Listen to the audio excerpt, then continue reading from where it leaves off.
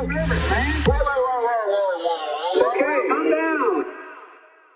actually wanted to show a clip of you talking about Sheryl Samburg's recent documentary on this subject because again, you did some excellent radars. Radars are what Rising calls monologues. You did some excellent monologues on this. And let's take a look at you breaking down some of Sheryl Samburg's claims as well as Zionist propaganda's claims about what happened on October 7th. Sheryl Samburg has been doing the media rounds to promote her new documentary, Screams Back at the Silence, which she describes as giving voice to the rape victims of October 7th. The problem is the documentary draws heavily on the now discredited New York Times reporting Screams Without Words and relies on several witnesses that have subsequently been debunked by a UN report by Pramila Patten earlier this year, as well as the New York Times' own subsequent reporting. In her documentary, Samburg views the alleged pictures of sexual disfigurement and reacts on camera, but chose not to show them, she says, out of respect for the families. Now let's take a look at a clip of her doing exactly that in her documentary. This is the body with the nails and the parts. When we get closer and closer, you can see the nails. Oh my God. אין שתי אופציות של מה שהם עשו. This is a piece of metal stuck barrels. אנחנו מצאנו אותה עם מכנסיים ותחתונים למטה. This is not connected to the body. זאת אישה שלקחו סכין ותקעו מלמטה, שכחו החוצה. Oh my God. But here's what the UN investigator said about claims that objects, including knives, were inserted into women's genitals. And 2 of the cases that were reported were found to be unfounded. In fact, I just want to add, there's a third one, Chloe, where there was an allegation that there were objects like knives inserted in the genitalia of a woman. I mean, the team reviewed the photos and we did not find anything like that. And I did mention, like, one of the challenges faced of course by the Israeli government, but which impacted our own work, was the fact that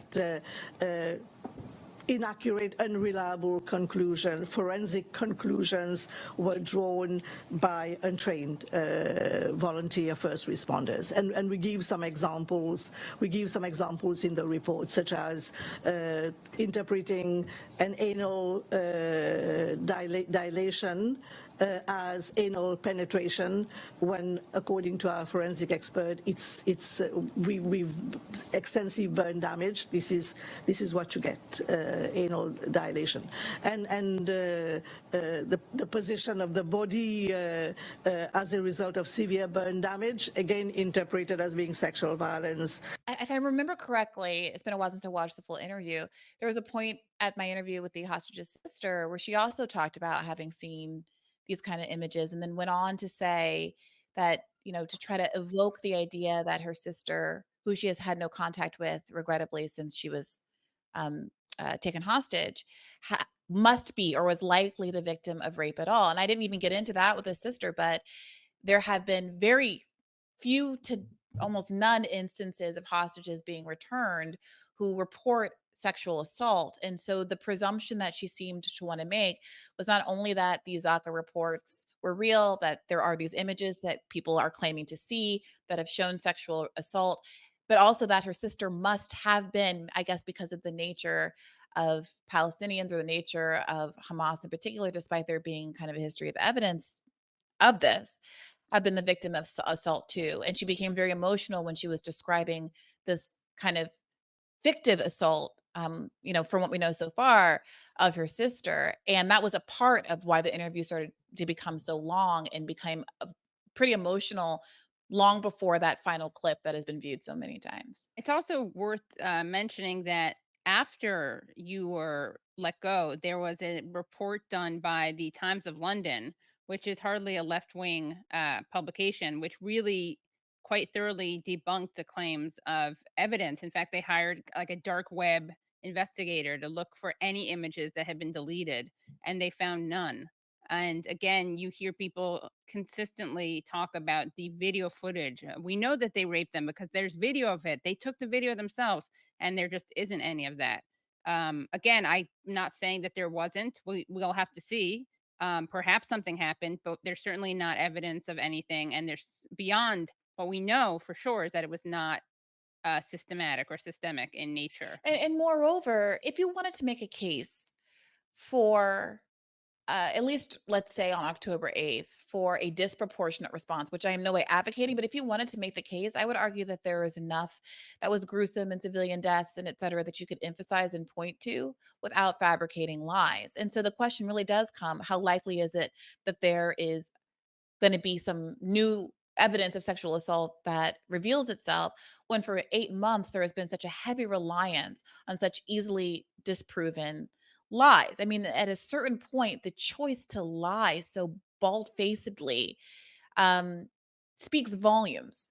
And of course, many people watching this are aware that Debbie Wasserman Schultz, in the last day or two, took to Dana Bash's show to repeat again this fiction that she looked at images that she personally has seen, images that corroborate sexual violence, rape specifically, happening October 7th.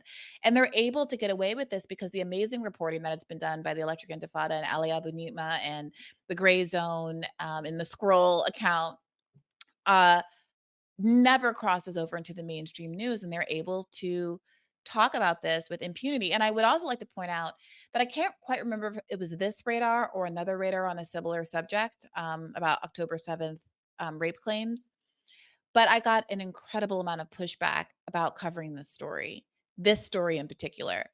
And at one point, you have to understand there were a lot of things happening at the same time at the Hill, including staffing issues, where people were being either fired or pushed out because the environment was so toxic, that there were fewer and fewer people that were available to write the blocks for the different segments we were doing every day.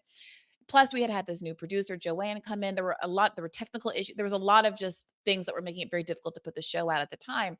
So at a certain point, I started saying, I will help by writing some of the scripts for the normal blocks.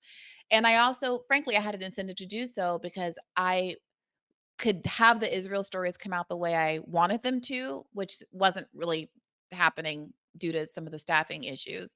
And also, I could have more of a likelihood that Israel content was going to be covered at all because there was this push to only do one Israel block a day and to pile everything that was related to Gaza, whether it was a congressional hearing, a censorship issue, a college campus issue, bombs dropped on a refugee camp, protests in Jerusalem, like whatever it was, all those disparate stories to get jammed all into one giant Israel block.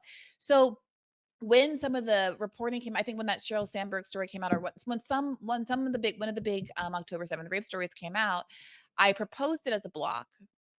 And I went ahead and wrote the block to try to be helpful because we had these staffing issues. And when I came into work the next day, Joanne was like, I don't think that we can do this as a block. And basically, it's like, you should do this as a radar. And she said that a couple of times, basically forced me to turn what was a straight news story into an editorial story to put distance between the story and the Hill as a news organization, which sometimes, is fine, but at other times puts undue onus on me to seem like I'm doing opinion pieces and that Right. these are subjective arguments that I'm making. And it delegitimizes what were concrete news stories and puts me in the position of feeling like I'm personalizing things. And like now I'm in a debate context with Robbie instead of forcing him to also engage with what were news stories as news stories. Right. Like it's your feeling that there wasn't evidence as opposed to here is a reported piece showing that there wasn't evidence of this. If you saw this live, you were so in luck because you got to see that whole stream with me and Briahna Joy Gray and Mark Lamont Hill. And if you are watching this later and you want to see the full chat with Briahna Joy Gray and me, you can do that at patreon.com/the Katie Halper Show. Again, that's patreon.com/the Katie Halper Show. And I really recommend you do that because we talk about some behind the scenes things that are very entertaining and also talk about some idiots who are very rude to Brie. And I think we have the last laugh. So again, you can do that at patreon.com/the Katie